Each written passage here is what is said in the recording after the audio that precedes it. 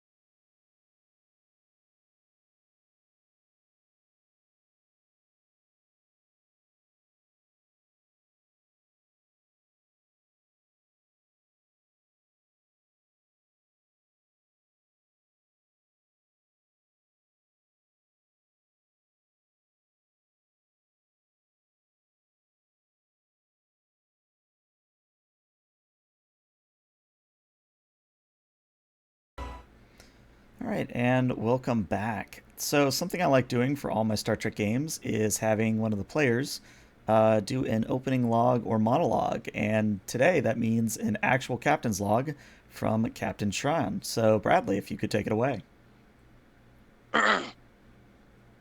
Probably should have cleared my throat before unmuting myself.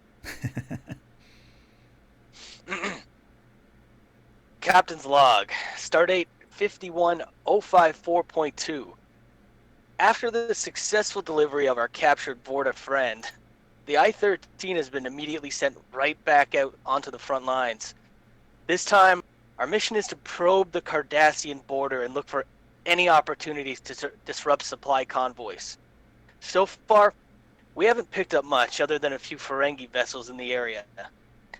As an aside, this ship full of scientists, diplomats, doctors, and explorers performed admirably in their first assignment on the front lines. I spent far too long facing off against the Cardassians, and it changed me. I hope this war doesn't rob them of their hopes and dreams like the last one took mine.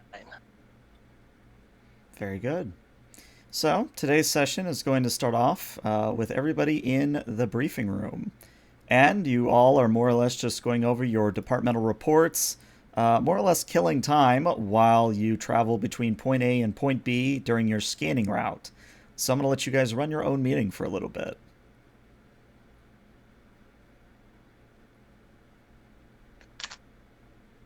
Well, Engineer Tolek, what's the update on those maintenance reports coming from the Warp Core? Everything looks good with the warp core. I would suggest, based on our previous encounters, not to stress it out too much. But as long as we keep things under normal conditions, I think everything will be working fine. I'm not sure I can promise that we'll be taking it easy. I've faced off with the Cardassians many times before. They don't tend to take it easy on anybody. I'll ask everybody to work a little bit faster on the maintenance then. Doctor, what about your department? Any issues? Any issues after our last encounter? No, nothing, well, out of the ordinary to report, Captain. I mean, other than Ensign Mendoza's, situation from perhaps over-fraternizing at the starbase, nothing too exciting to report. Well, I can't blame him for that. Any opportunity to unwind, I suggest we take it. We might not have too many in our future. Thankfully, no one was injured, at least permanently. Commander Saval, have you had a chance to go over the latest intelligence reports? Do you have any idea what we're flying into?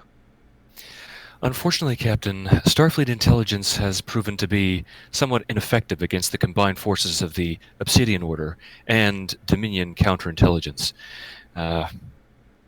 As is often the case, Starfleet intelligence has been outpaced by its rivals. I'm afraid that we have precious little information to go on. The only information that we have been able to obtain pretty much comes from the Vorta that we ourselves captured. Has Starfleet intelligence given you anything on that? Starfleet intelligence is somewhat reticent to disclose the information that they have begun to extract from this Vorta. They didn't even disclose the reasons they wanted this particular individual. Fair enough. I will say, Captain, if I may broach the subject, I do have some concerns about the tactical readiness of this ship in particular. Oh? Yes. You may recall the incident in engineering with the gravimetric mine? Yes. Well, as I stated in my report, I take full responsibility for the incident. I did find that Commander Tolek and his staff were somewhat unprepared to deal with a crisis situation. I would like to suggest that they, and indeed most of the rest of the crew, be put through emergency crisis training so that we can avoid any hesitation in future situations. Commander Holton, do you have any opinions on that? I think it's a good idea. We're probably going to be flying into a lot more crisis situations as it is.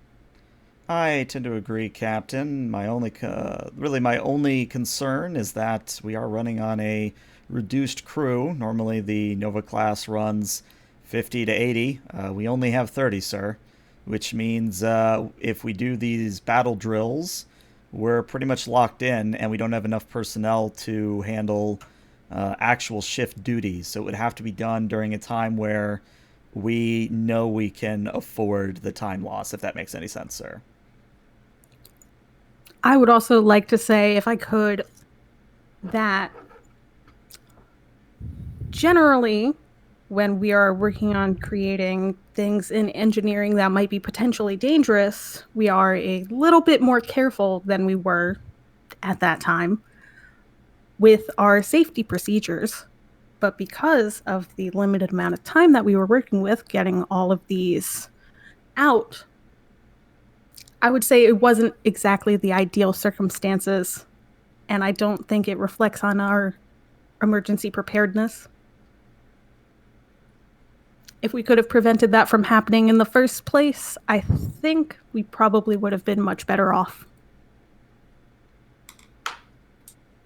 I'd like to follow that up, Captain. No one was hurt. So, in my mind, that's a win. No, I believe it was just a simple mistake, and we're lucky that nothing bad happened. But I don't think it was anyone's. I don't think anyone's really to blame for that. I think as long as we keep working under the established procedures and perhaps keep the amount of, unusual speed of working to a minimum, then we should probably be well off. Well, I'd like to say that we could stick to that, but we're flying in. This is a war. I'll try to give you as much time as I can.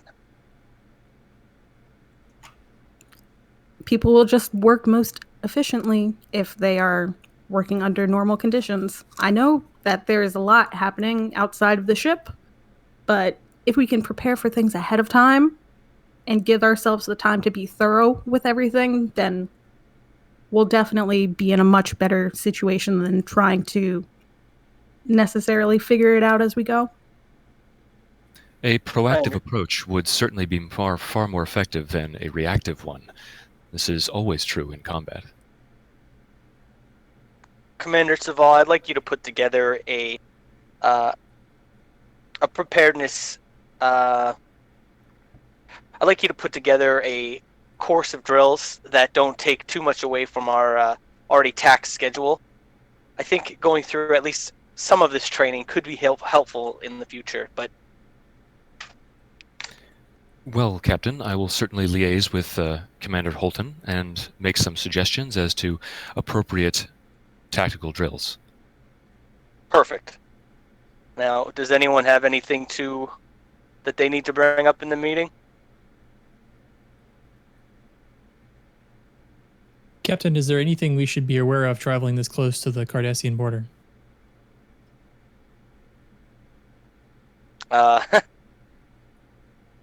Shran has a small wry smile and looks up and says, well, Cardassians.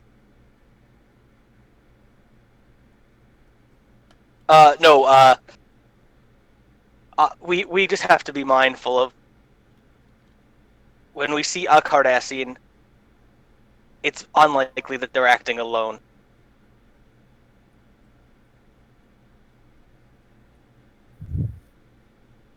And the Ferengi are out there, and that I'm never comfortable around them. They always seem to pop up when they're least wanted.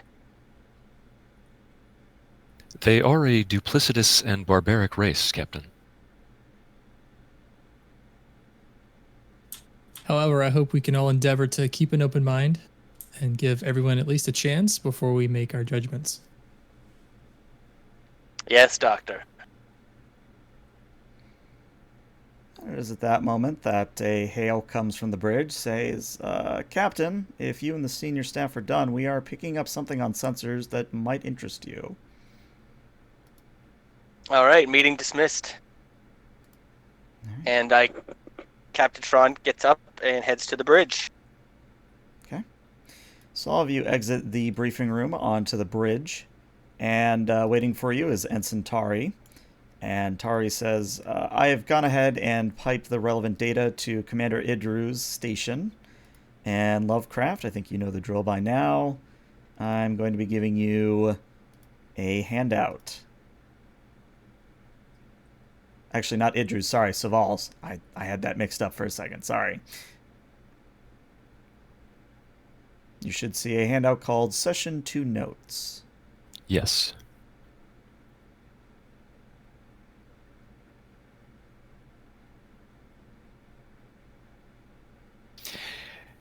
Captain, sensors are detecting a pair of freighters that are not broadcasting any form of IFF transmissions. They're at a distance of approximately 3 astronomical units from us. 2 of the freighters seem to be leaking drive plasma. They've been damaged in some way. And the 3rd freighter is attempting to tractor both of them towards Dominion space. They are likely to cross the border in approximately 1 hour. I'd like to suggest that we attempt to intercept them.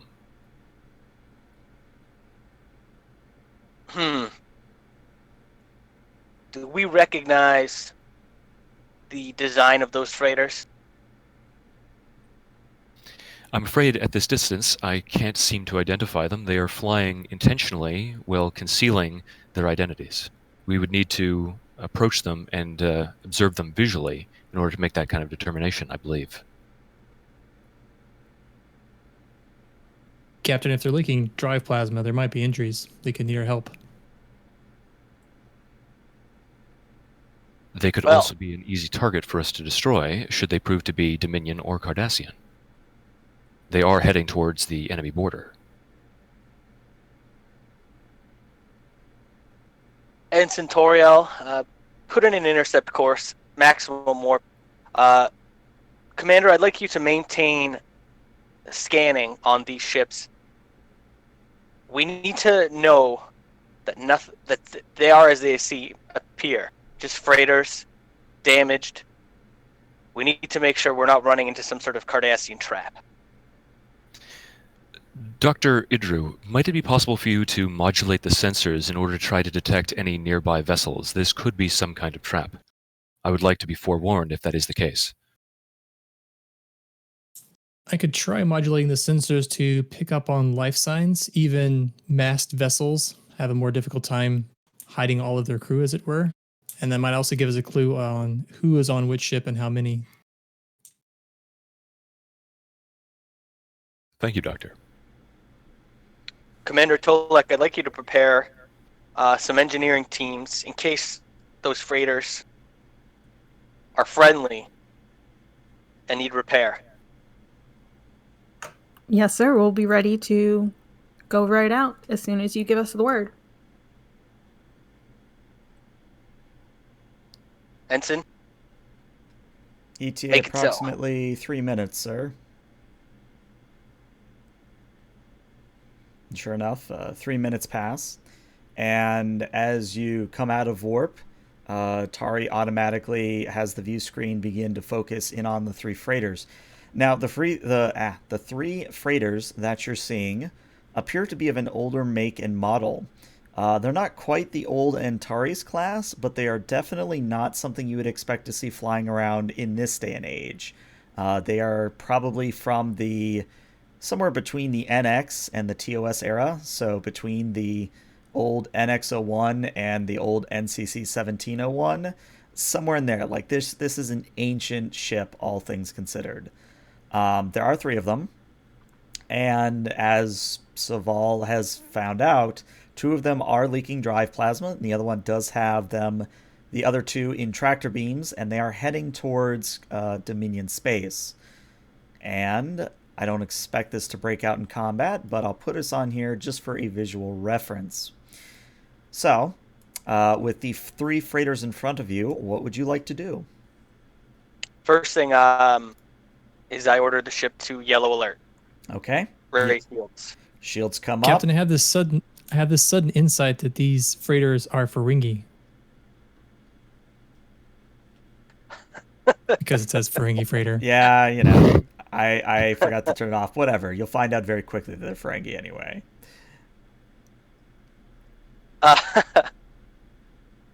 Ensign, I'd like you to hail the lead freighter. Sending message, sir. I can't confirm that they're receiving us, sir, but they are not answering. Hold on, sir. No, they are answering. They have increased their drive output by approximately 5%. I'd Okay. like to try that scan if I could. You certainly may. Are you scanning for life signs, or what are you specifically scanning for? Unless anyone has any objections, I'd probably do what I said, do a scan for life signs to determine who's on what ship and what they are. Okay. In that case, that's going to be a reason. I'll call this a reason medicine, and the ship will assist you with a sensors medicine. And the difficulty on this, before any reductions, would be a 1, but you have advanced sensors, so it becomes difficulty 0, so free momentum. I'll Sweet. grab the ship. Sensor operations is a focus. Most definitely. All right, now help from the ship.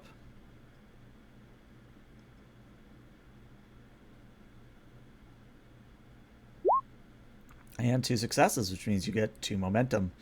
So, as you can tell on the screen already, yes, there are Ferengi life signs in the majority on each of the 3 freighters. However, as part of your scan, I'm going to give this to you for free because you're a science officer. As part of your scan, you're realizing that the actual cargo sections of the ship, they are shielded, and your sensors cannot penetrate this force field. Doctor, I ran into this several times during the Cardassian War. Usually when they were hauling cargo that they knew went against the peace deal. Ensign Toriel, can you estimate how long until these freighters enter Dominion space? At their new rate, sir, I'm guesstimating approximately 40 minutes. Could I spend one of those momentum that I got to ask the question of who? Could I tell who, what species are on those ships? Sure. So, as I said, there are Ferengi, but now that you look at the scans a little bit closer, there does appear to be at least one Cardassian on each of the freighters. So the crews are probably primary Ferengi, and they might have some form of Cardassian liaison of sorts. But you're not detecting like Vorta, or you're not detecting Jem'Hadar. You're just detecting Ferengi or Borg. Yeah, you're just detecting just Ferengi and a Cardassian. Well, 3 Cardassians, one's for each ship. I'll turn to the rest of the crew and, well, any suggestions? I would recommend firing a warning shot across the lead ship's bow. That might get its attention. Captain, with the amount of plasma leakage that these vessels have, you could very easily interject and say that we require a health inspection for the passengers to see if they have any sort of injuries or radiation sickness they might not be aware of. Ensign, put me on put me on so they can hear me. Channel open, sir. Unidentified vessels. This is the U.S.S. I-13. I am Captain Tron. We would like to know if you are in need of any medical or engineering assistance. We see that you have been damaged in some way. Go ahead and roll me a presence command, difficulty of 3.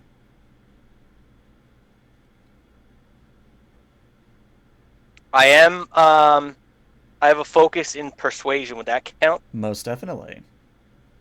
And can I burn a momentum? Absolutely, yeah.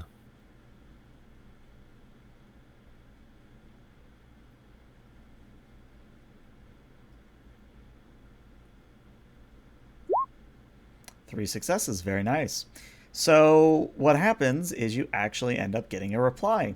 And appearing on the view screen is your standard Ferengi, dressed in typical Ferengi clothing, for a daemon anyway. And the Ferengi identifies himself and says, "This is Daemon." Wait a second, your Starfleet. Yes. And his eyes narrow a little bit, and a hand comes up and nervously rubs the back of one of his lobes. "I am Captain Taras. We are not in need of any assistance. We will have our other ships ready to go in 10 minutes' time." What is your intended destination? That is not Starfleet's concern. I actually disagree, Daemon. We are in an active active war zone, and you are currently in Federation space. And we have tracked your destination as within enemy territory. Go ahead and roll me another presence command. Do you have anything like diffuse the tension? No. Okay. In that case, this is going to be a difficulty of 4. And the ship will actually assist you on this. The ship will assist with we'll call this structure and command. Mostly because my thinking is this is how you represent the ship being imposing. Somebody else I whiffed the first one. Does my focus for persuasion still work? It does, yes. And unfortunately, no help from the ship. We don't have any momentum left, do we? Nope, but you can give me threat. I would like to give you threat to take one extra die. Okay. Do you have a value that you could tap here? Mm.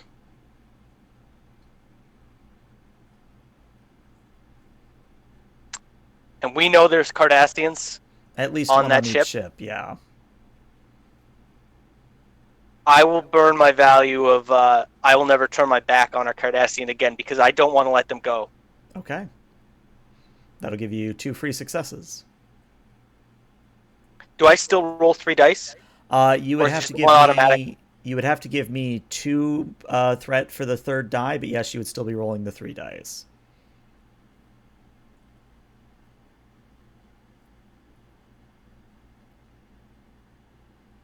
Okay, I'd like to do that. Okay.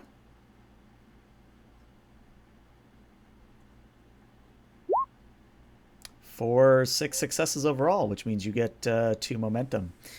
And the Ferengi does look like he's seriously considering just bolting. But either just your imposing presence, or perhaps he doesn't want to get into a tangle with you, at least at the current moment. Damon Taras capitulates and says, "Very well, what is your intention, Starfleet?" Our intention is clear. We'd like to make sure that what you're transporting is not going into the hands of our enemies. We have scanned your vessels and know that there are Cardassians on board. We'd like to make sure that those Cardassians are not members of the Cardassian military. Well, I can assure you they are simple refugees, and we are transporting foodstuffs and industrial replicators. Well, if that is true, then you'll have no problems with us boarding your vessels and taking a quick look around. He thinks for a moment and says, "Very well, if it will get you off of our backs, here are the beam-in coordinates." And whoever wants to confirm you have the beam-in coordinates, you can. Oh, and if it wasn't clear, Damon, we do also need you to stop your vessels.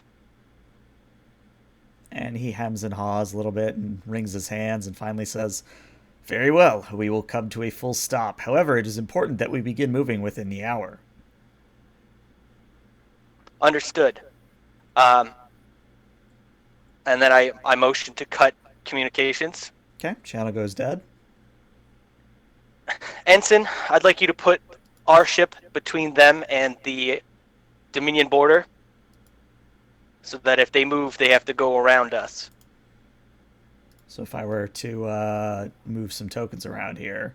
So basically, you want to put the freighters over here, and then the I-13 between them and the right side of the screen.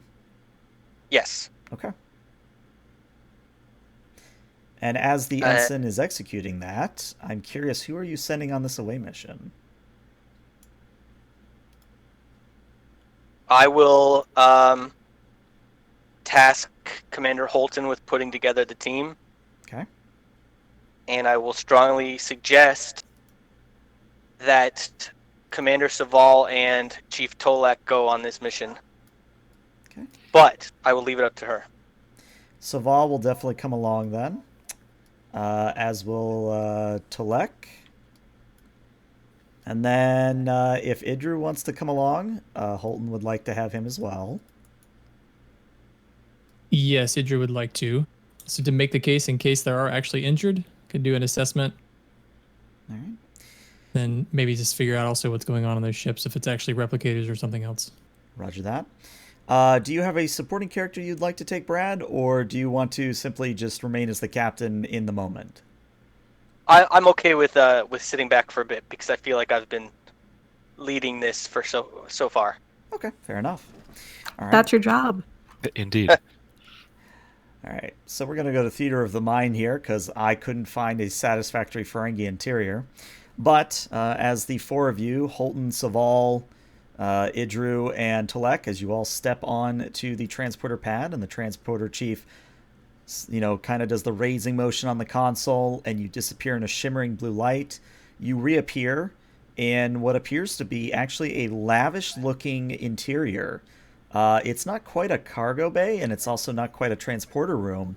If I had to qualify, this is more like an antechamber or some form of entertainment area, maybe a living room even, where they are the Ferengi, anyway, are waiting for you. There's three of them, including the daemon. And as far as accoutrements in the area, it is lavishly decorated. There are gold encrusted chairs, very comfy looking, I should add. There are all number of art objects, or objet d'art. There's also amount of, shall we say, trophies. You do see that there is a Jem'Hadar pulse rifle on the wall, mounted as if as a trophy. You also are seeing a sign that says this ship has gone X days without incident. The date on that is 1 day without incident. But as the four of you materialize, the daemon steps forward and says, "Ah, hello. As you can see, everything is fine here."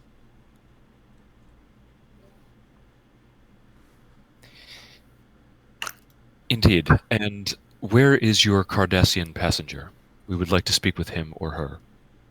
They are currently in the infirmary. I understand they have Rigelian flu. Nasty thing, very virulent. I see. Dr. Idru, what's your assessment of the nature of that illness? It can be contagious. However, I can take enough precautions to ensure that it's not spread. I'd like to see this person if possible. Then, Damon, would you object to having a trained Starfleet physician attend to this poor, unfortunate patient of yours? Go ahead and roll me a presence security. Difficulty of 2.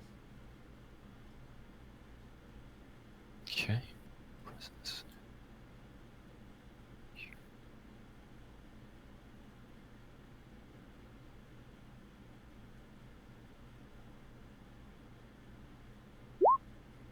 2 successes. The daemon kind of sizes you up, then sizes Idru up, and finally says, "Very well, one of my attendants will take you directly to the Cardassian." And he motions with his hand, and one of his retainers steps forward, goes to Idru, and says, "If you will follow me." Of course, lead the way. All right. So, Idru and the retainer step through a door out into the not so nicely decorated interior of the ship proper. It's almost like a stark contrast between what you were just in and what you walk into. This part of the ship definitely looks its age. So you're seeing exposed conduits. You're seeing rusty deck plating. Almost as if they specifically have an entertaining room just so they can put on an appearance that their freighter is actually worth a damn when it's really not.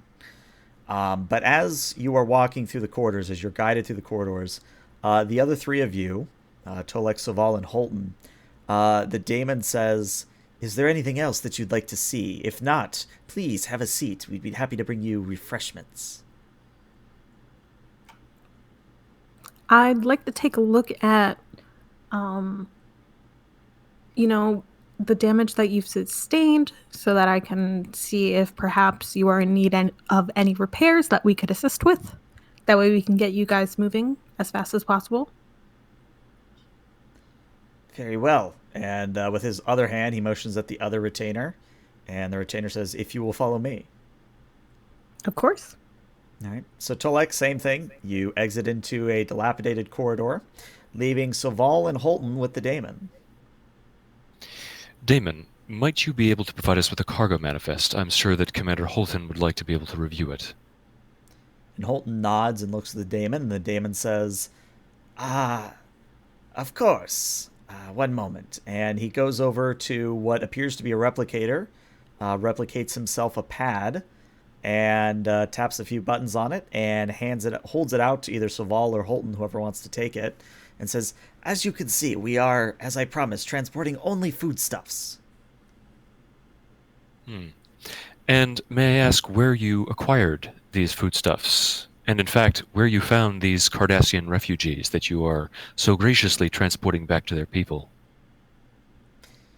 Roll me another presence security. I am going to use some threat here to bump the difficulty to a 3.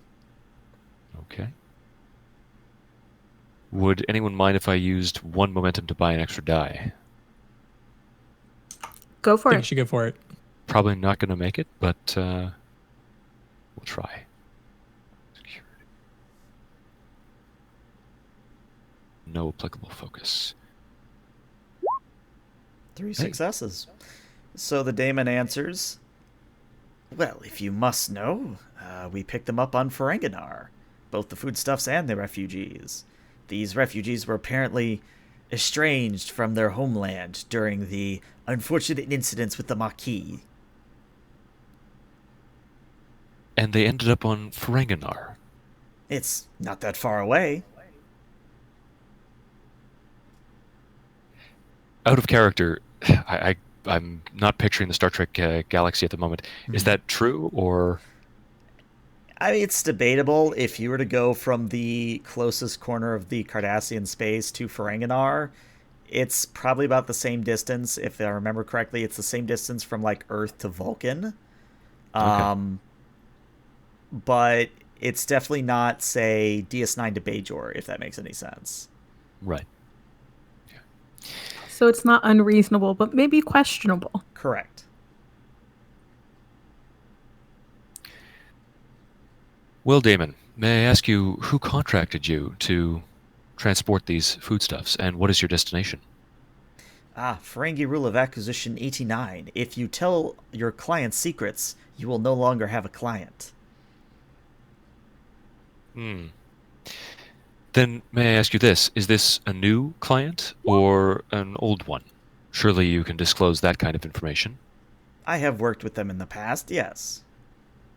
And at this point, I would like either Saval or Holton, and we'll say you can assist each other. So if someone wants to roll for Holton, whoever's leading the charge here, you're going to be doing a insight and command, and the difficulty on this is going to be a 3. And if you have anything like people reading, anything like survival, anything that would amount to you assessing a situation or a person. Okay.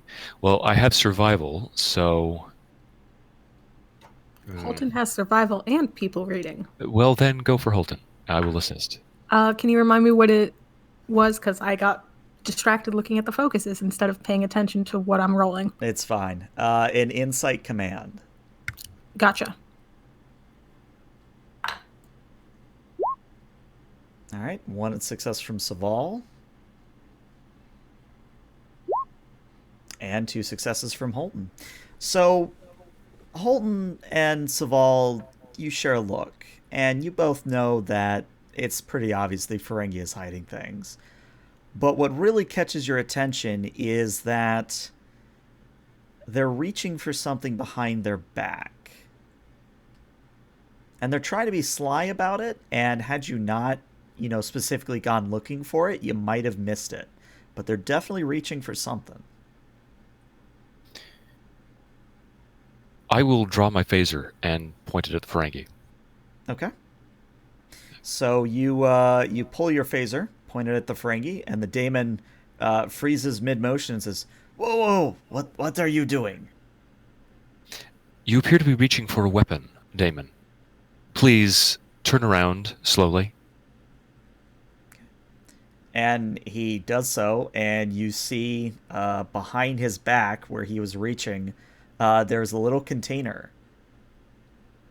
Maybe about the size of a pill bottle. I will extract it and question him as to its nature. Damon? It's beetle snuff. Why are you taking my beetle snuff?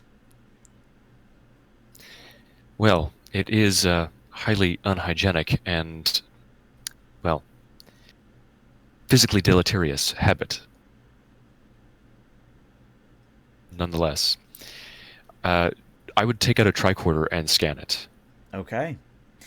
So, for reasons that will become apparent, this is going to be a reason security. The difficulty on this is going to be a 4. Does my restricted and illegal weapons focus? It would, yes. Yeah, okay. Then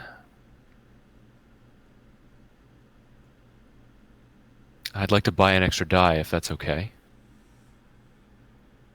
And it was security and what? Reason. Reason and security. That's not good. Okay, 3d20. Can Holton assist with this as she observes? I'm going to say no because Holton is more focused on making sure the Ferengi doesn't try anything for the moment. Okay. Okay, so that's 2 successes. So, Saval, as far as you're able to tell, that is indeed beetle snuff.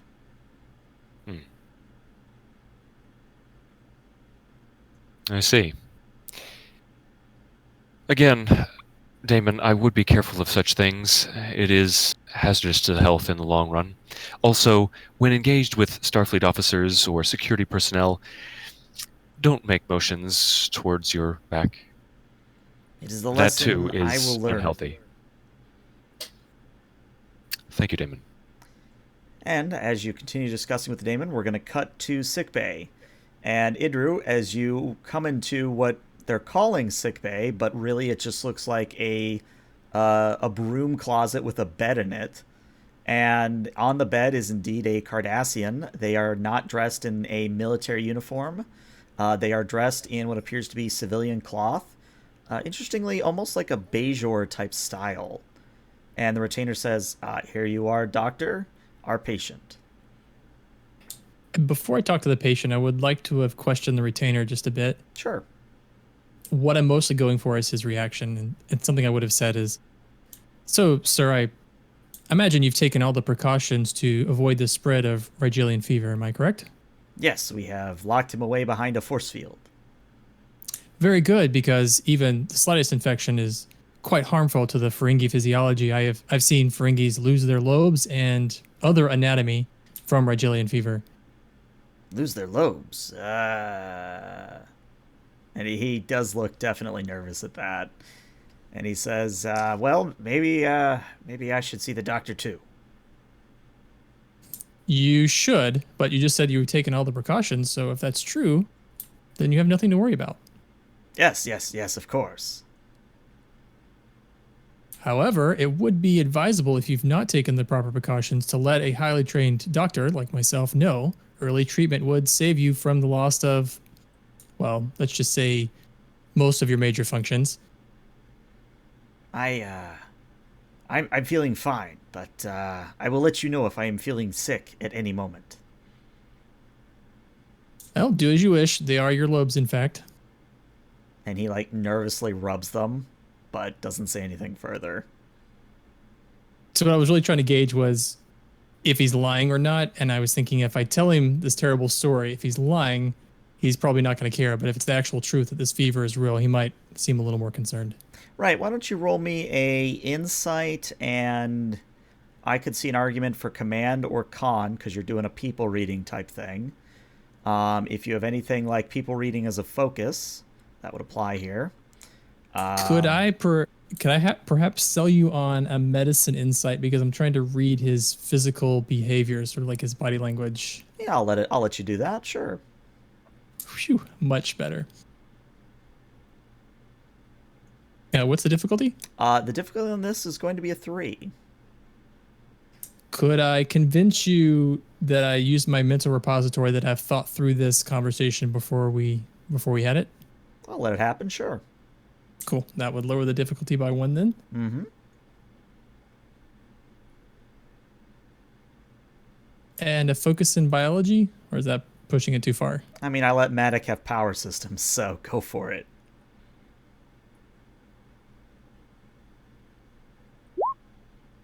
One success. Unfortunately, not the 2 you were looking for. But what I will say, with the 1 success, is the Ferengi seems genuine. He doesn't seem to be faking the anxiety and the nervousness. Well, let's take a look at the patient here. All right. And are they indeed behind a force field? They are, and as you approach, you do sort of smell a little bit of ozone. That would indicate that the force field in play here is not exactly the best of quality. Like it's an early kind of staged one you'd find on like an NX class. Okay. Well, as I approach, I introduce myself. Hello, my name is Aaron Idrew. I'm a doctor from the Federation starship I-13. I was told that you are down with a case of Rigelian fever. Is that correct? And the Cardassian sort of sideline looks at you and says, "That is correct. My name is Zek." Well, Zek, it's a pleasure to meet you. I have questions about your treatment. Have you undergone any of these standard injections? I admit I do not know what the standard injections would be. Well, Rigelian fever can be very dangerous if left untreated, and it's highly contagious. If you don't mind me asking, where are you headed? I am headed back to my home on Cardassia. Well, it would be best to treat your condition before you get there. Otherwise, you will spread this very likely to most anyone you encounter. Well, even though you are Starfleet, I will admit that I would rather have you act as my doctor than any of these Ferengi.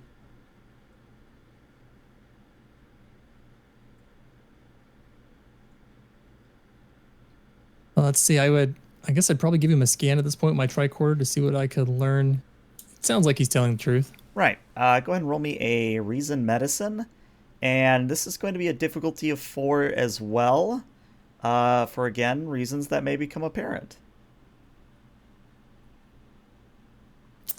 Okay. Same thing. Would my mental repository apply here, and that I've had time to think through this situation? Yeah, I'll let it happen. Since it's it was a difficulty 4, I'm going to think it's kind of important. So I think I'm going to use a determination here.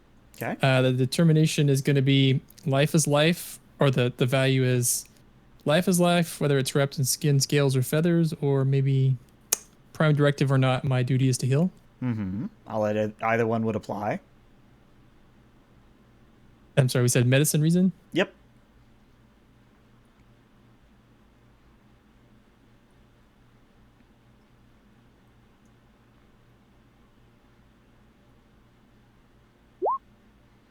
Oh dear. So that is 3 successes with a complication. Would you like to re-roll, buy off that complication, keep the complication? Well, I already used my determination for the 2 successes, so I think that gets me right at where I need to be. So, I think I'd like to give you the 2 threat to cancel that, because this could be bad. Okay. So, you run your tricorder over the Cardassian Zek, and, excuse me, as you scan him, you notice that there is some form of adverse reaction between your tricorder and the force field, and the force field sparks and sort of shimmers, and you shut your tricorder just in the nick of time before the force field collapses entirely. But you can at least confirm that your tricorder is picking up that he does seem to have what he says he has. So I get a free obtain information from mental repository. Can I use that to ask how long he's had it? If your scans are correct, approximately 2 weeks.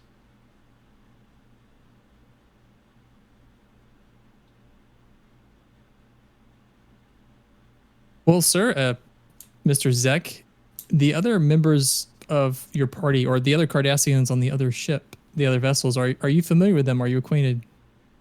Yes, we are old friends. Do they also have Rigelian fever? Not to my knowledge, no.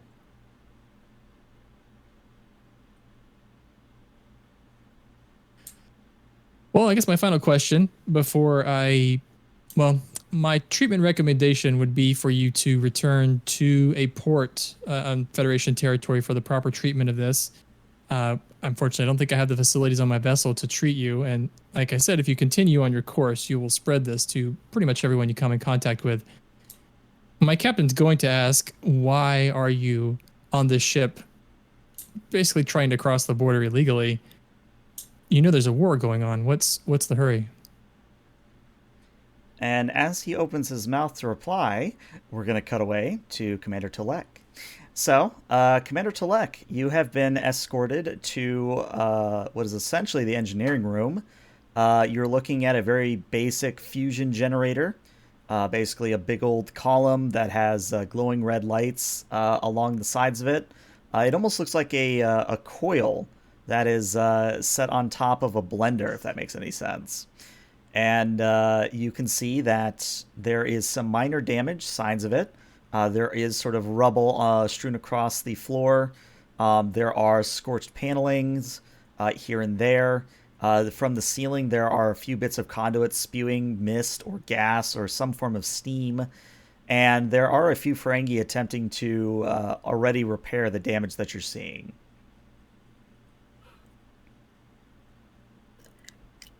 Telek is going to walk up to where you can see the reactor pretty well and just sort of take a minute, take it in. I haven't seen one of these in years. He's going to turn his focus towards the Ferengi who are trying to work on fixing things. Mm-hmm. If you don't mind, I am Commander Telek from the U.S.S. I-13. Would you like some assistance in getting this fixed a little bit faster? I have a lot of experience with these sorts of engines.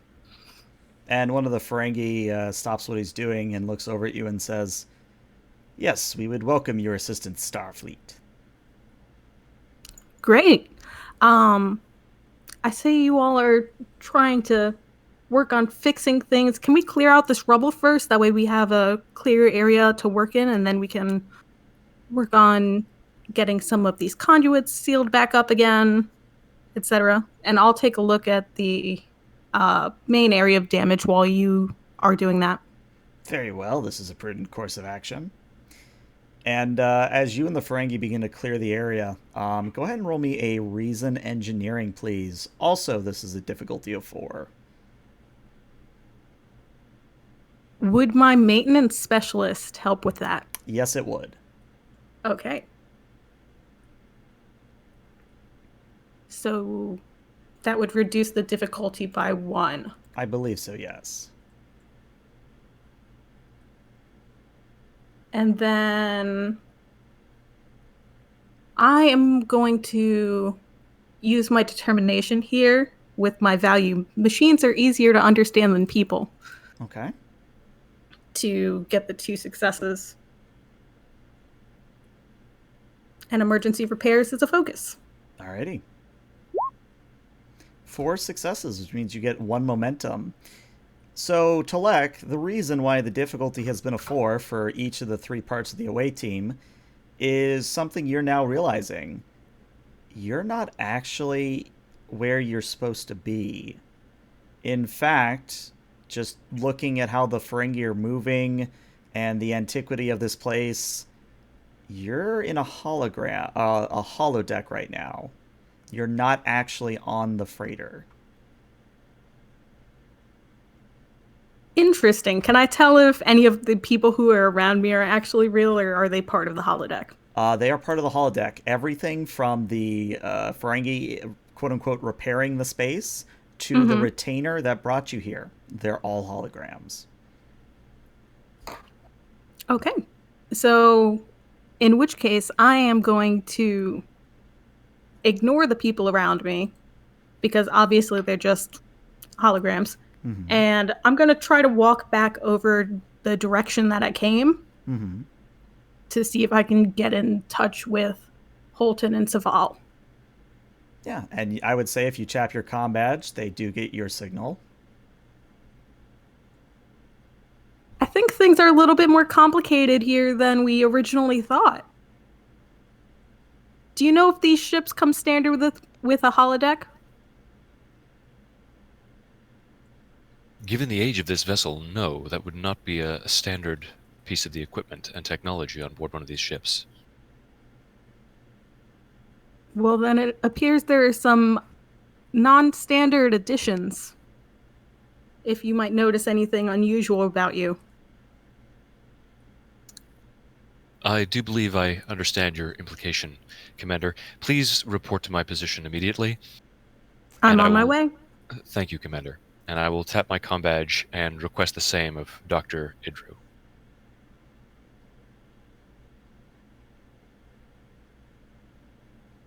So, my main question was going to be, does he leave the patient behind and go meet up with the others again, or does he stay with the patient?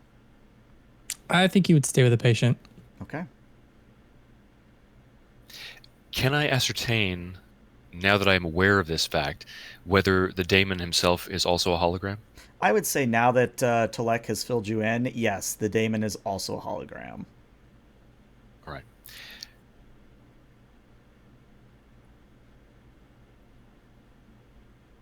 Daemon, if I may. Yes, Starfleet. I'm curious as to the nature of some of the trophies that you have around this room. For instance, the Jemadar Disruptor Rifle. He looks at it and says, "Ah, yes, I remember requiring that a few years ago." It must have been quite difficult to do so, given that the Dominion was largely confined to the Gamma Quadrant. Ah, that's what they want you to believe. But yes, my, shall we say, corporation has been through the wormhole before. I see.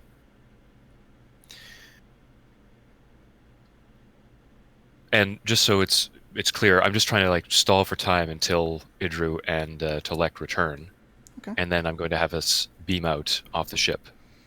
All right. So Telek does arrive after another few minutes. Idru, though, I think would stay with the patient. And what that means, as we cut back to Idru, the Cardassian has opened his mouth to answer your question, when coming out of his mouth is not words, but a phaser blast. So I'm going to go ahead and roll some dice here.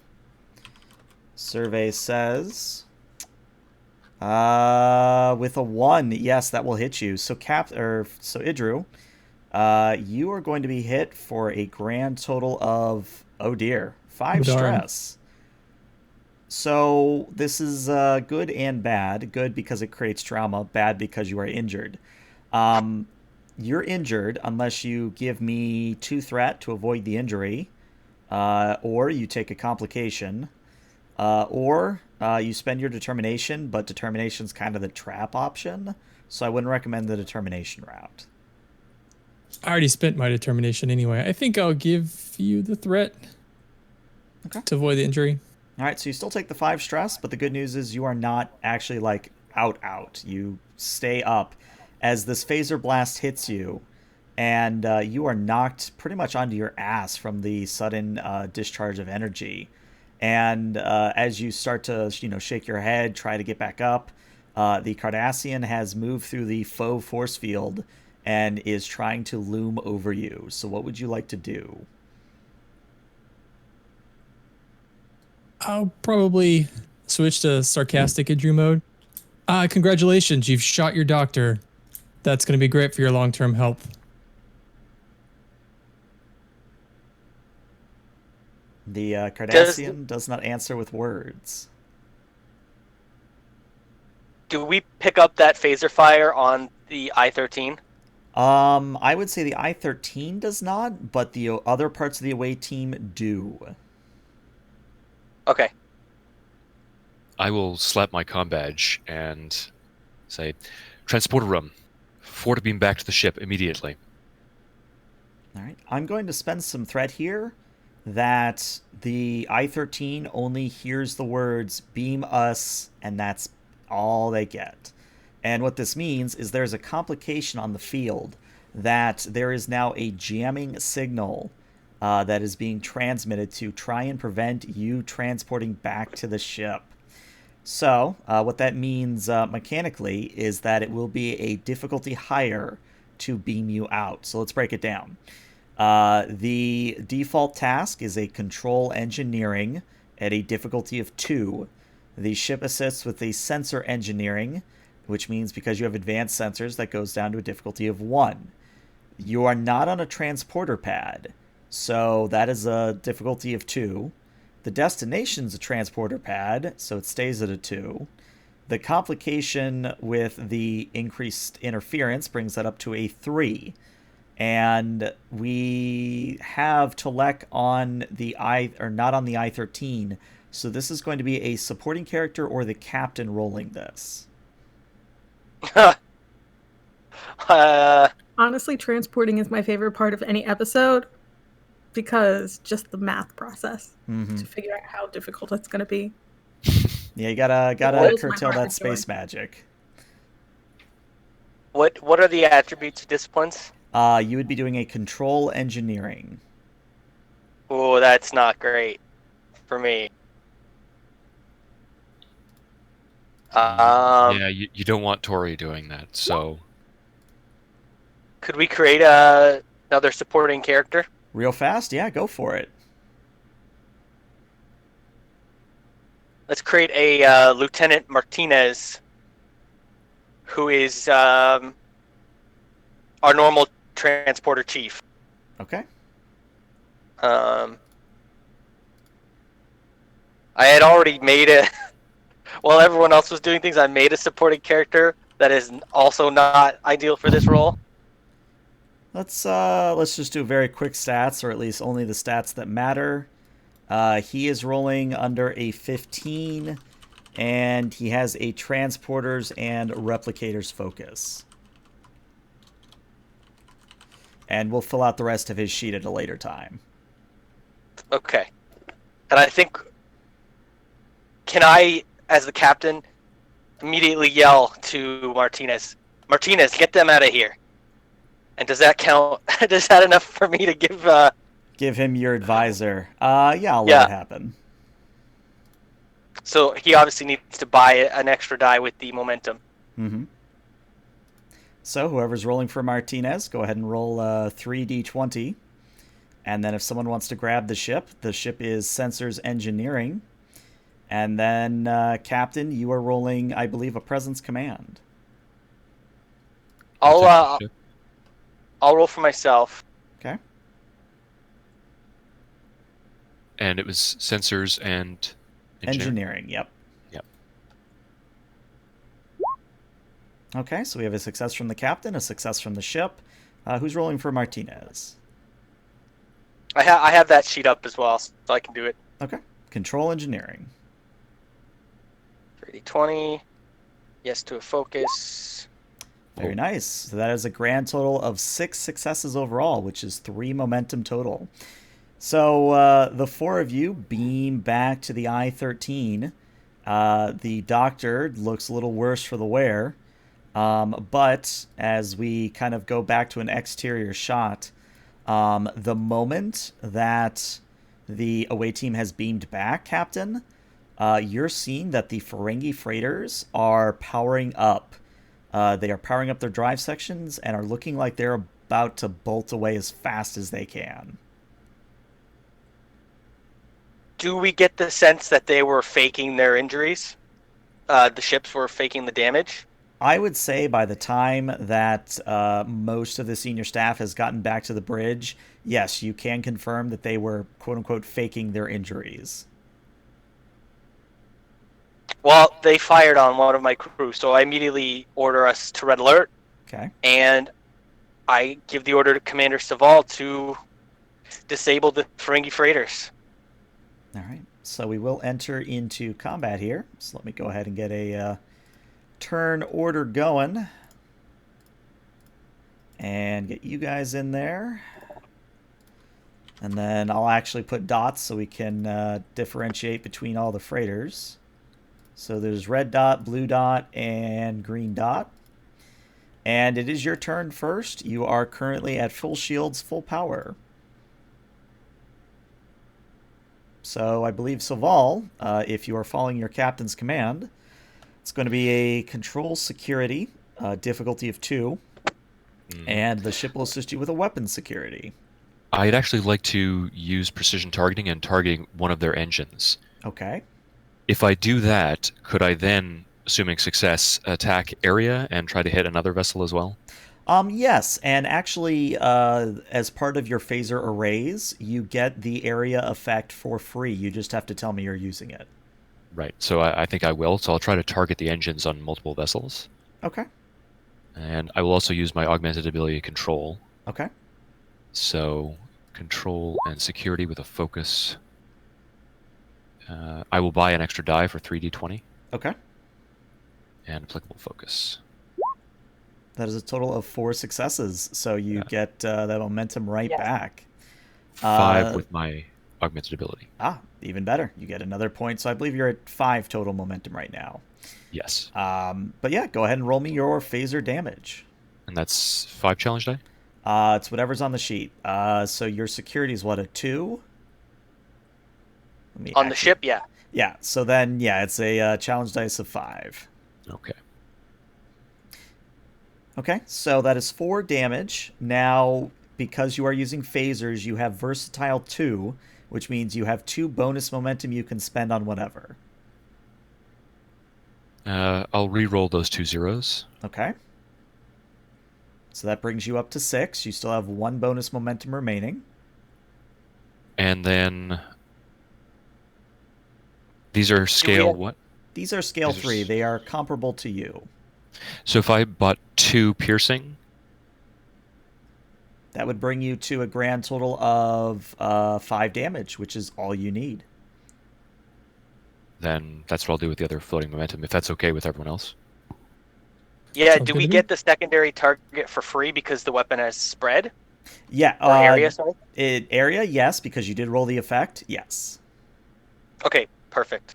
So what happens, narratively, as Saval sits down at the console and loads up his favorite targeting program, he locks onto the engines of all of the freighters, and with one masterful shot, he not only hits the lead freighter engines, momentarily disabling them, but he also is able to sort of curve the beam so that it hits the red dot and the green dot, such that all of the freighters have suffered a breach to engines.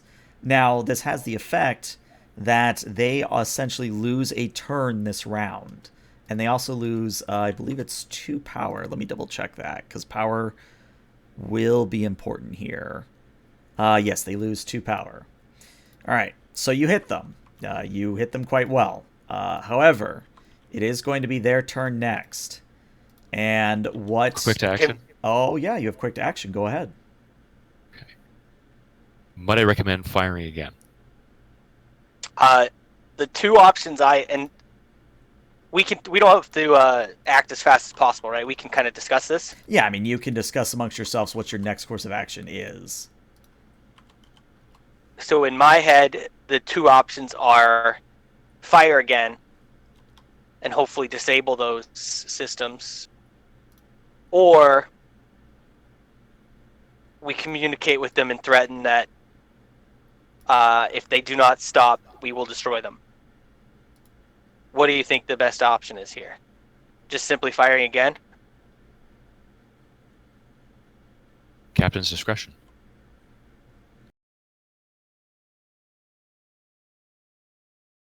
Yeah, I don't trust them. So I think in my head it's disable them as fast as possible. Then we can talk. So I will give the order to Commander Saval to hit them again. All right. So, Saval, this is going to be another math exercise here. You do not have a second tactical station, which means you have to use yours again, which, if I remember the rules correctly, is a +1, because you're using the same... I forget, GM Josh, did we decide it was only NPC ships that do that, or was it... I'm trying to remember. I think it's only NPC ships, but for him, if he wanted to act again, I think he'd need to take a swift task, which would increase the difficulty by 1. Okay. So yeah, then the difficulty on this would be 3. It would be another control security, and the ship would again assist with weapon security.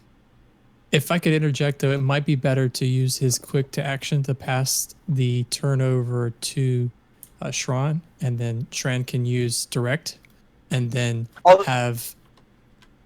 Oh, sorry. I thought that's what I was doing. As did I. Cool. I can see the that's a way to confusion. get around. Yeah, that's a way to get around Saval acting a second time without an increased difficulty. Okay. Then I will spend some threat to make it a difficulty of 3. And yeah, control security first of all, weapon security from the ship, and since the captain is directing, a presence command from the captain. And overall Okay, difficulty? Difficulty overall is a 3 at the moment. Okay. so I have. You have to spend momentum to get a die. You can reroll because I have advisor. Okay.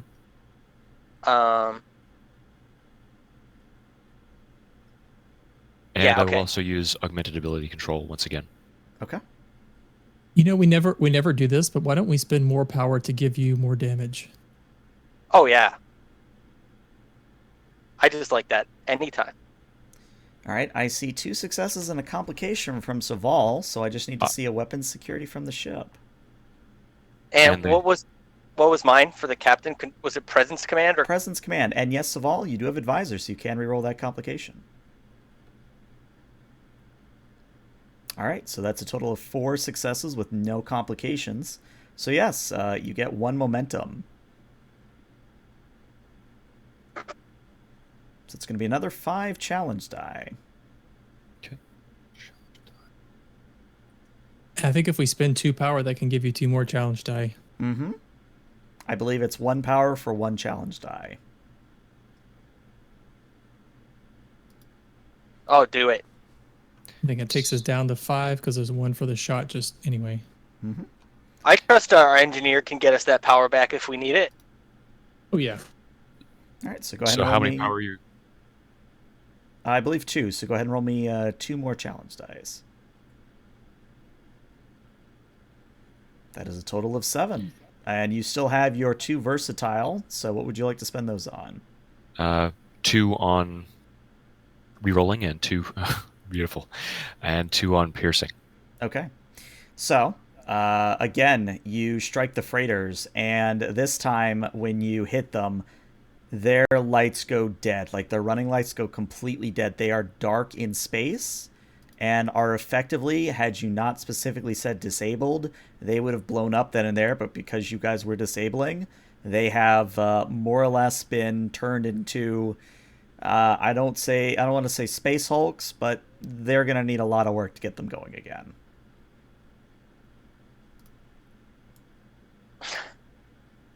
Excellent shooting, Commander. Your tactical direction, sir, was masterful. And I think I order Ensign Toriel to open up communications. No need, sir. They're hailing us. Oh, put them on screen. And appearing on screen is not the daemon you were expecting, but is instead a Cardassian gull. Kitted out as such, full military uniform and all that. And they say, I am Gul Amlin, and you will cease your hostilities at this very moment.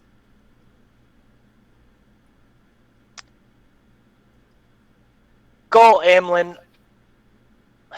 it appears that you have attempted to obfuscate your true intentions here. You've also opened fire on my crew. I would like you to stand down and prepare to be boarded. And he just sort of stares at you for a moment as if he's not really sure how to act, but he turns and shouts something in Cardassian off screen. And appearing behind you is what appears to be I should say in space, not you specifically, Captain. But what appears behind you in space is a Jem'Hadar attack craft that apparently had a cloaking system. And as it materializes behind you, the Gull says, I believe I am the one holding the cards here, Starfleet. How much do you value your life? Commander Saval, lock photon torpedoes on those Springy freighters. Aye, sir. Target lock established. I see. This is one of your Starfleet's if I go down, you're coming with me tactics.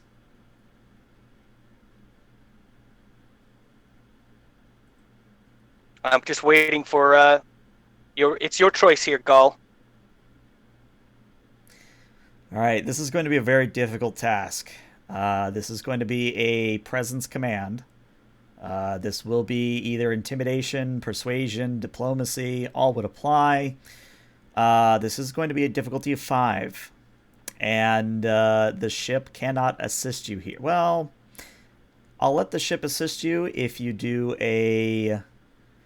Let's do something a little non-standard here. Let's do a weapons and command. I have veteran, and I forgot to roll to see if I get my determination back. Go ahead and roll. Let's see if you do.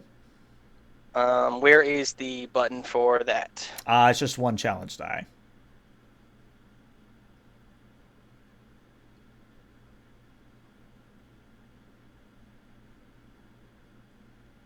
And the challenge die should be on your macros somewhere. Yeah, I thought it was. Did I somehow get rid of it? Did you have it on your bar?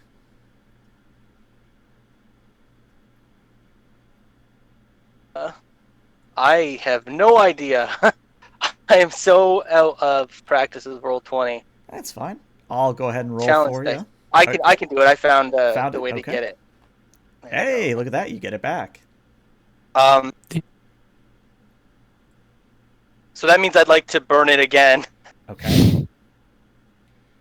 Because I'm facing down Cardassians, and I know I can't back down, Mm-hmm.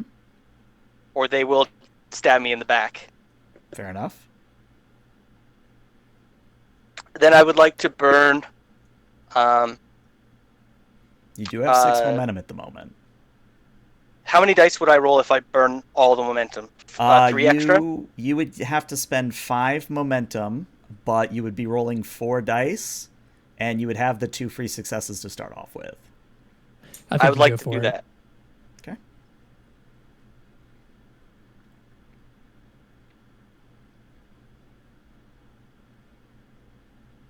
And I didn't delete a ship this time. Hey. Improvements, everybody. Wow. That is, let's see. So that's 4, 5, 6, 7, I see, if I can do math properly. So that gets you a grand total of 2 momentum right back. And the goal says something else in Cardassian. And there's a shout back, and he says, "Very well. If you will allow myself and my other Cardassian fellows to leave, you may have these freighters."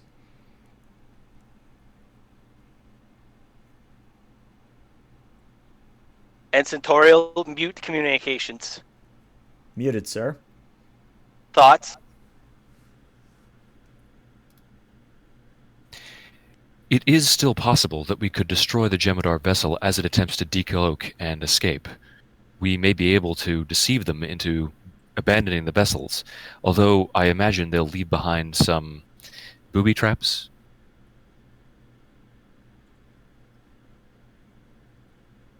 They've already feigned injury before. I'm not sure that I trust that these freighters are so defenseless.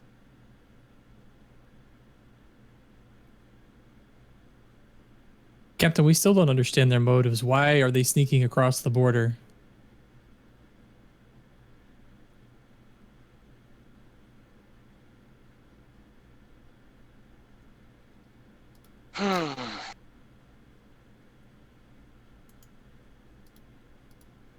Okay, Ensign. Put me back on with the Cardassian commander. Channel again open, sir.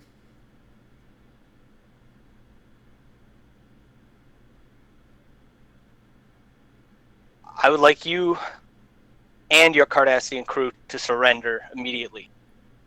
I'm not offering you a chance to escape. I'm giving you the chance to live.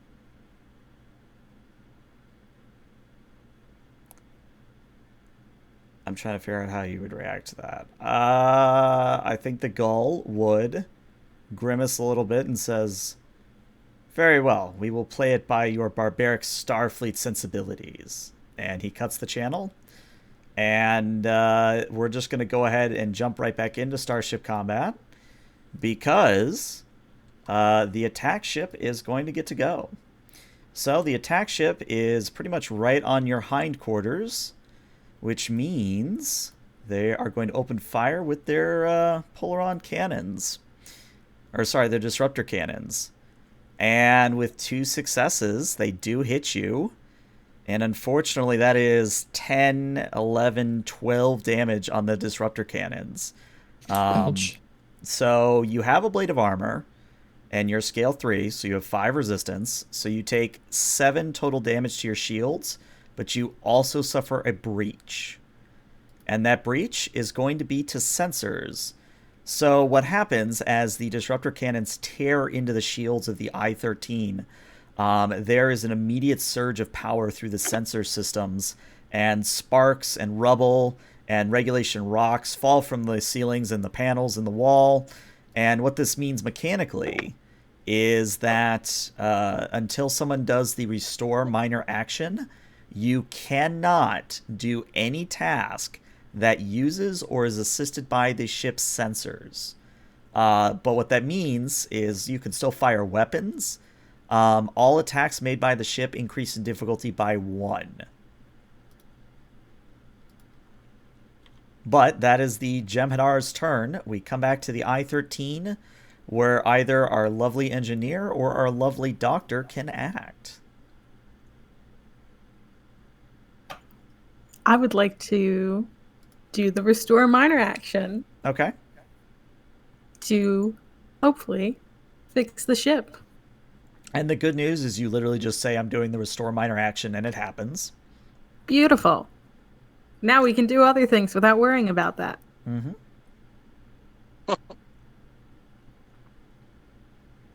You may want to take the restore power main action. I don't know if that's would be helpful. Yeah. Sorry, I apparently zoned out for 20 seconds. No problem. Let me check my sheet, my reference, because I haven't done that myself.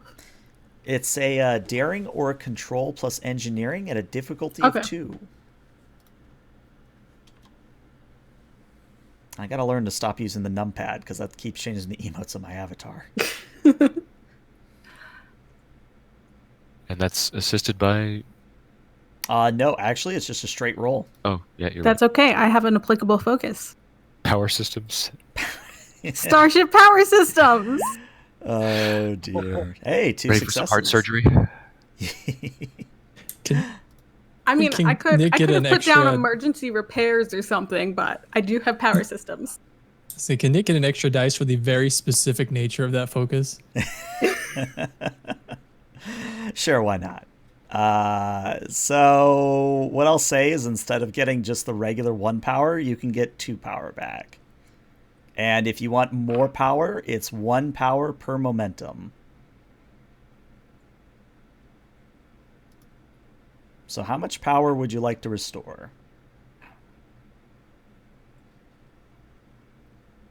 Do we want to restore a little bit more with the momentum, or do we want to save that momentum for when we're attacking? Hmm. I would probably save it so we can live. I think that's fair. I was going to Maybe- go with that. Maybe an invasive action Mhm. next turn or something like that. Mm-hmm. Okay. All right, so that'll bring you up to 7 power. And as you do Not that, bad. a Jem'Hadar attack ship is going to answer again. I think they're just going to go for the second shot. They're Jem'Hadar. They have 1 focus, which is pretty much destroying Starfleet as fast as possible. So they are going to be at an increased difficulty here. Their target number is a 3. They only score 2 successes. So what happens is this time when the disruptor cannons fire, they miss the I-13. Maybe you've started listing slightly to the left, and the Jem'Hadar don't know how to compensate for that. But it is your turn again on the I-13, and I believe it is time for the Doctor to do something.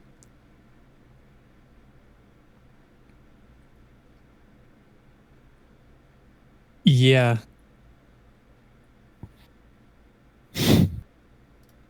Could I create an advantage, perhaps? Okay, 'Cause I'm what trying would to you be think- trying to do? because Idru would be very much against helping kill something, which is if I was playing anyone other than Idru, I would do scan for weakness. But I think he's going to try to create a complication on the Jem'Hadar to make us more difficult to target. Okay. Now, there's two ways you can go about this, at least in my mind. The first is that, remember, the I-13 has a experimental E-War system. You could fire that up. Alternatively, you could also take the Helm evasive action. That would also more or less do what you're looking for.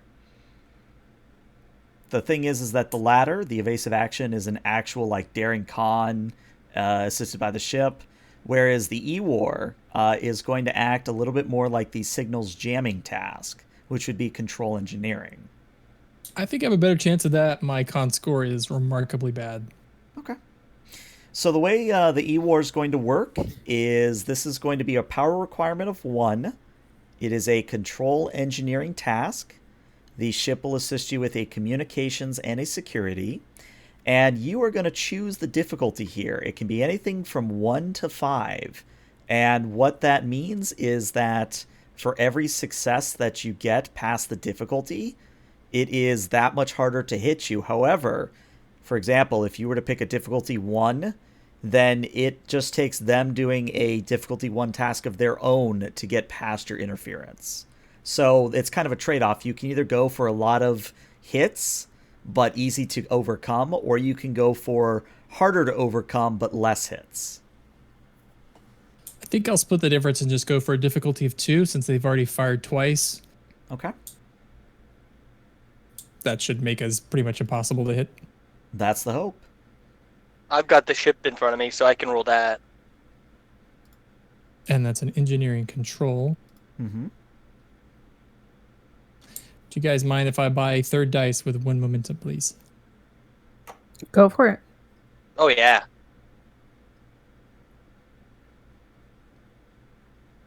How about a focus in sensor operations? I'll let it happen. Nice. And unfortunately, no help from the ship. But you still get the 2 successes that you wanted. So what I would say is that they have a +1 difficulty to hit you.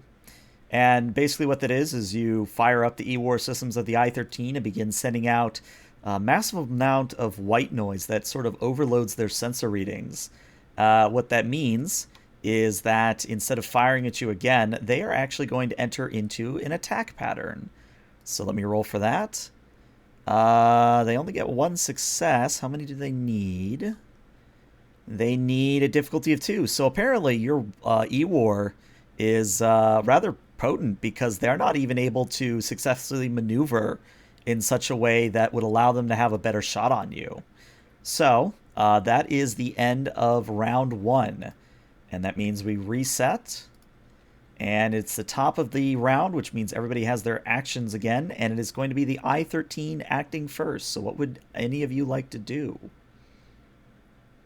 We're at close range with them? Correct. Well, you're at medium right now. No, you're right. Okay. You are close. I can measure distances.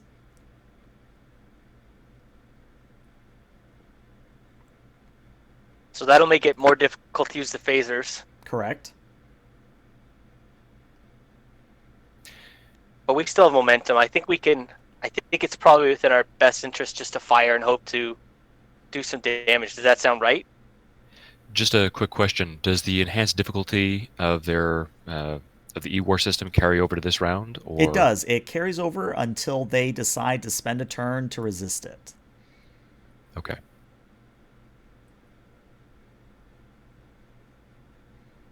Do you think we should just fire, or should we try to do something defensive first? We could try to take evasive actions behind the freighters, interposing them between us and the Jem'Hadar in order to increase the difficulty of their attacks against us further. I like the sound of that.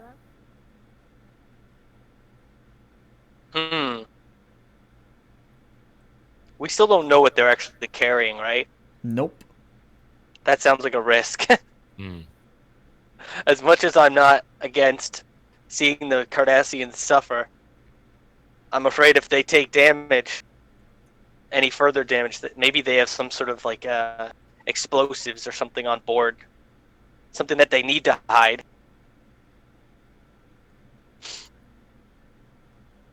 If we fire phasers at this range, I think it's just a difficulty of 3. Correct. It's not too bad.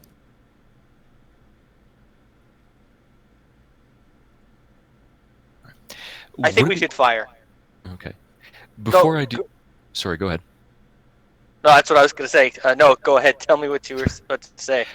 I was just wondering about the extent of the utility of my intelligence officer focus, and I wanted to run something by you, ELH. Okay. Would it be possible that I had received an intelligence report regarding the Jem'Hadar or the Dominion's attempt to acquire cloaking technology and some kind of deficiency in that technology, like that old D12 style bird of prey with the failing, I think, plasma coils that made it vulnerable to a low-level ionic pulse, lowering its shields? Yeah.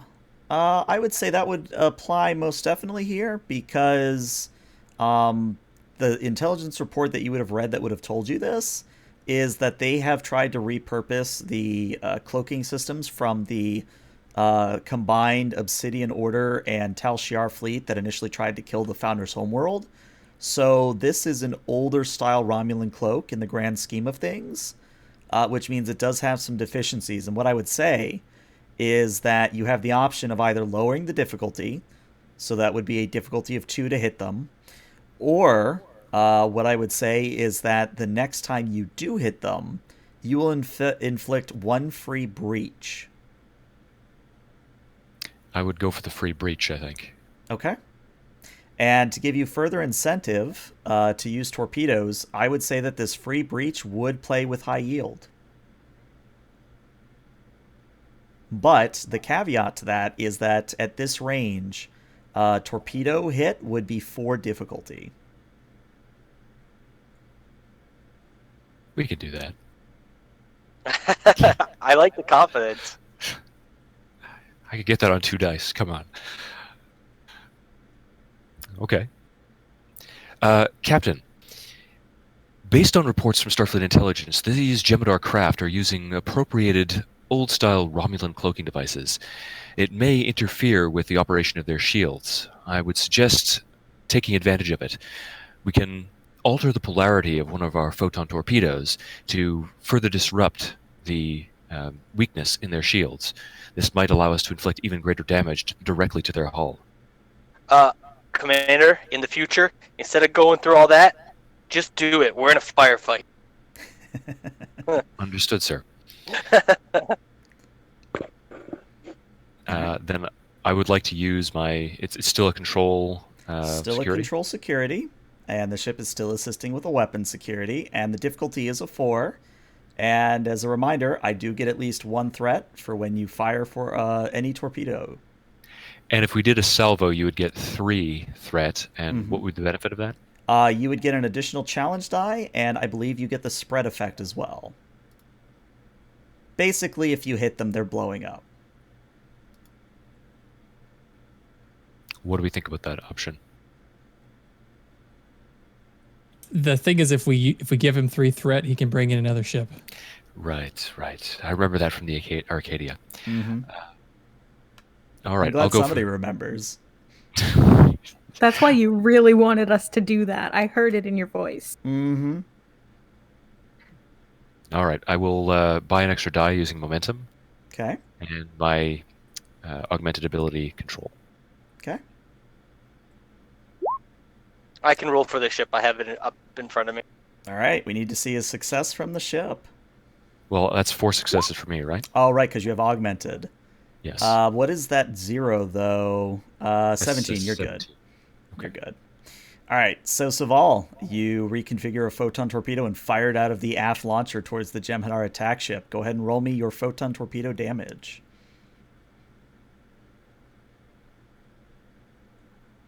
Wow. I will spend Wow. momentum to reroll all 5 Yeah, of that those. is impressive. All right, so that is 4 damage. Now, they are a scale 3 like you, so that's only 1 damage at the moment. Would you like to spend some threat to modify piercing or anything of that nature? And if you need help, there is a momentum reference handout that should be in the references folder in Roll20. Yeah, but here's the thing. I'd probably need to give you 2 threat just to get over their resistance, and then another threat to get that extra damage. This is true. Now, we are getting 1 breach because of his knowledge of the cloaking deficiency, right? Correct. Okay. But if you want them dead and gone, you got to spend some threat here. Otherwise, they are going to get to shoot on their next turn. And we don't have a lot of shields.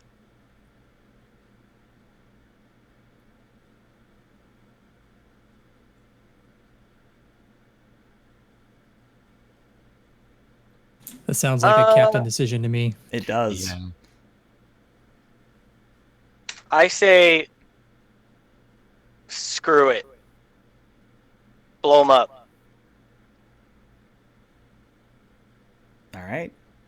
So, with the captain's decision made, the torpedo flies out of the aft launcher, impacts the Jem'Hadar somewhere on the dorsal between, we'll say midships, probably be a better descriptor. Hits them midships, and more or less as the torpedo impacts, it pierces the shields and causes a overload across their entire reactor bay, meaning that the Jem'Hadar ship experiences a cascading amount of explosions across its hull, culminating in the entire ship blowing up. However, as some people have pointed out, what this means, though, is I do have enough threat to bring in at least 1 more ship. So what that means is for the enemy's turn, let me actually I'll bring in another token. So that one's gone.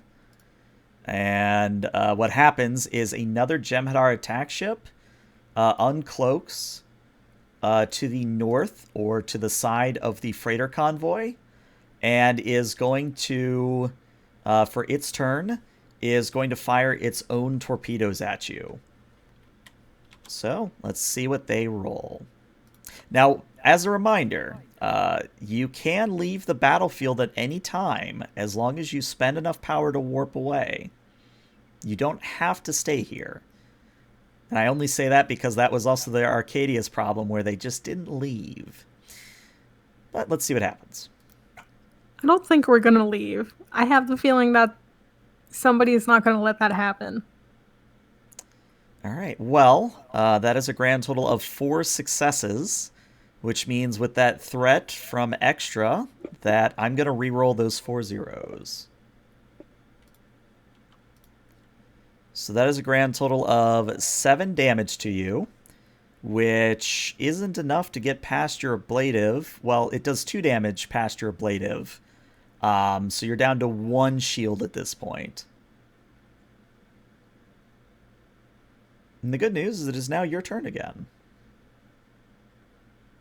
Captain, if I may, we're certainly not going to be able to capture these freighters. I suggest we make 1 attack run and attempt to destroy them, and then make a tactical retreat.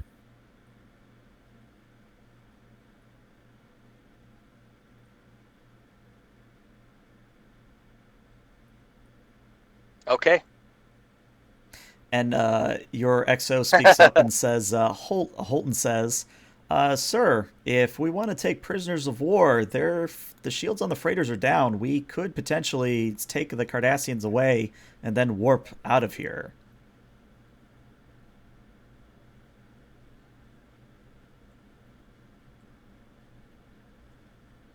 Make it so, Commander. All right. So there are still the compartments on that freighter that we can't detect, or has that been lifted? That has not been lifted yet, unfortunately. And I would say, Captain, it's possible that there are more people on that ship. Or those freighters, rather. What are you suggesting, that we continue fighting? I don't know Just how that many if Jem'Hadar we- attack ships are out there. Just that if we take the Cardassians that are on those freighters and leave, we might be leaving whoever is left to the mercy of the Jem'Hadar. Commander, do you think we can take out this remaining attack ship? It would be difficult, Captain, but not impossible. I would recommend that we initiate an evasive pattern and then attempt to engage the vessel. We can't take another hit as the one we did just previously. All right. Let's do that. Let's take evasive action. Okay. So what that means is Tari is going to be rolling a daring and con at a difficulty of 1, and that will be assisted by the ship's structure and con. Also will be a power requirement of 1.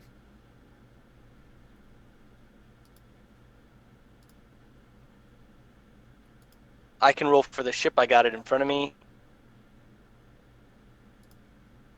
If someone could grab Tari. I just got already did. All right, so that's already 2 successes. So you get 1 momentum as the I-13 begins to engage in an invasive pattern. And what that means mechanically is that all attacks against the ship and all attacks made by the ship increase in difficulty by 1. And we also still have the electronic warfare up, right? You do indeed. Okay.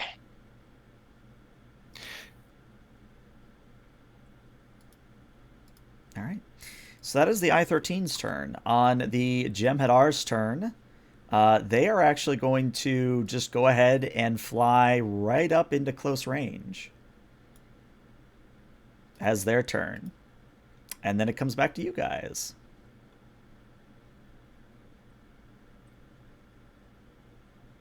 I believe I will go as the captain and give Commander Saval the order to fire the phasers against the Jem'Hadar attack ship. So the one thing I would say about that is you can only use the direct action once per scene. Oh, okay. I thought it was per Nope, round. It is once per scene. Okay. But the good news is that Saval hasn't acted this round. So, well, I guess he did fire the torpedoes. So he would be at a difficulty of 3. But if you fire phasers, you're at close range, that would be difficulty 4. If you fire torpedoes, that would be difficulty 5. Captain, it might be, well, I should say this out of character, but it might be a good idea to do something like a rally since we have no momentum. It's a difficulty 0, and it all just goes into momentum that could be used to regenerate shields or something later on. Mm-hmm.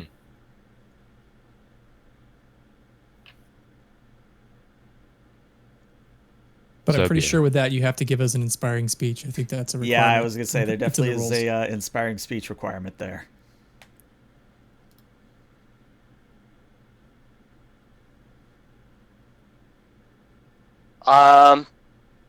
Let's do that, I think. Okay. So it's going to be a presence command from the captain, and we'll say that your successes will determine how inspirational your speech has to be to qualify. Let's see. Does my focus and persuasion work because I'm trying to persuade the crew to do better? Sure, why not? You said presence command? Correct.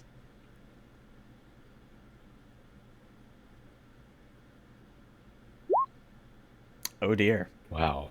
So, Shran, I need you to give a very awkward speech. Come on, guys, just shoot better. Oh. I will endeavor to attempt to do so, sir. Thank you. Did we actually have 1 momentum though from the last thing? No, I believe you've spent it all. Okay. So unfortunately, Captain is maybe Holton gives you a side glance like, is he all right? Should I? Unfortunately, that is going to be your turn, and that means the Jem'Hadar attack ship is up again.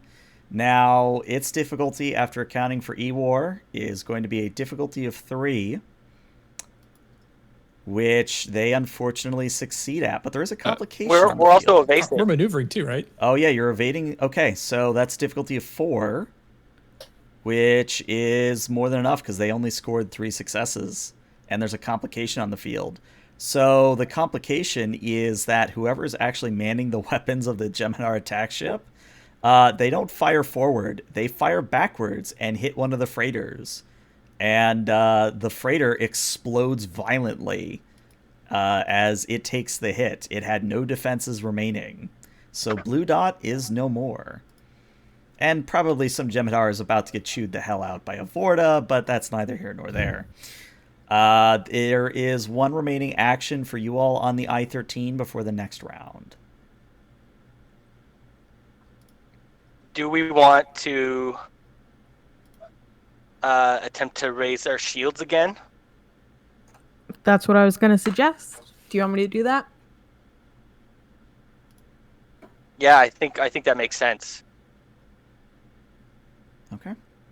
So regenerating shields is a power requirement of 1, and it is a control engineering at a difficulty of 1, and the ship is assisting with a structure engineering. I'll get the ship.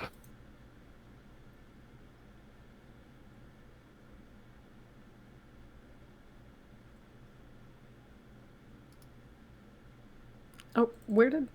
Oh, here it is. Very nice. I-13 starts off with 2 successes. 2 successes from Tolek, so you get 3 momentum. And what that means is you immediately get back 2 shields, and it's 1 momentum for 2 shields.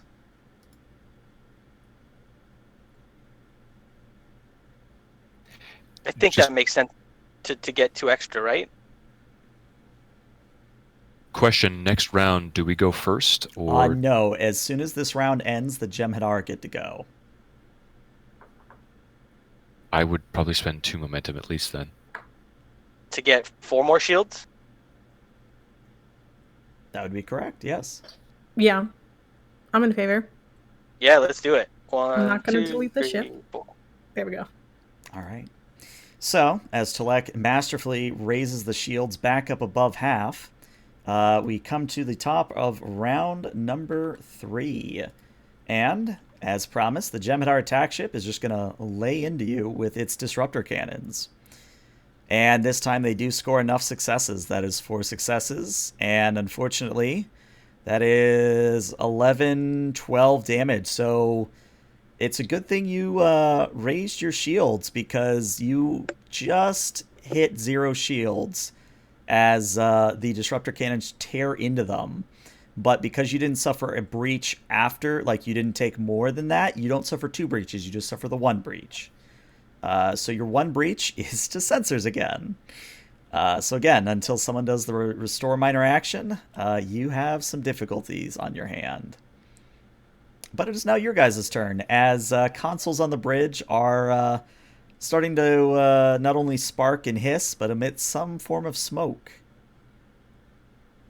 That would be our second breach to sensors, though, right? So we are damaged. Yes, you are damaged, and that means that the difficulty of all tasks that involve or assisted by the ship's sensors are at +2, and all attacks made by the ship increase in difficulty by +1, and you cannot just restore minor action this away, unfortunately. Well, I think we're in over our heads here. And I'll turn to Ensign Toriel and say, "Get us out of here, Ensign." All right. So the ensign, for his turn, is going to pick a random spot in the sky, turn the I-13, and is going to jump to warp. Now, the good news is that after you've jumped to warp, the ensign reports they are not pursuing, sir. I think we've made it clean out of here. All right. Commander Tolek, we need a damage report. We need to know where we're at. And I'll call down to engineering and see how severe the damage is, All right. so that I can relay that to the captain. It's not good. You're going to have to put into a starbase at least for a week. And for the time being, your advanced sensor suites are offline. Captain, it doesn't look good. I think we might be out of commission at a starbase for a little while. Damn it, I wish we had known about those damn cloaking devices. I knew it was a trap.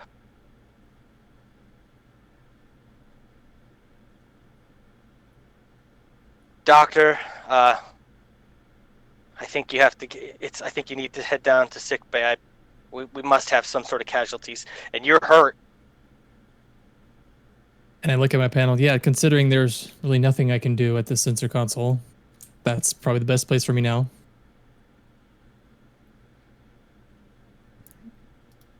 So Idru steps out to go down to sickbay. And I tell you what, I actually think this is a good place to stop. And my reasoning is this is one of those episodes where we kind of see the brutality of the Dominion War, where where Starfleet is doing its best, but even at its best, the Dominion is just an overwhelming force. And I think it will be interesting for us to do next session at the Starbase with you all sort of dealing with this loss, with this setback, as it were. I think that's interesting. Would you all agree? Sure.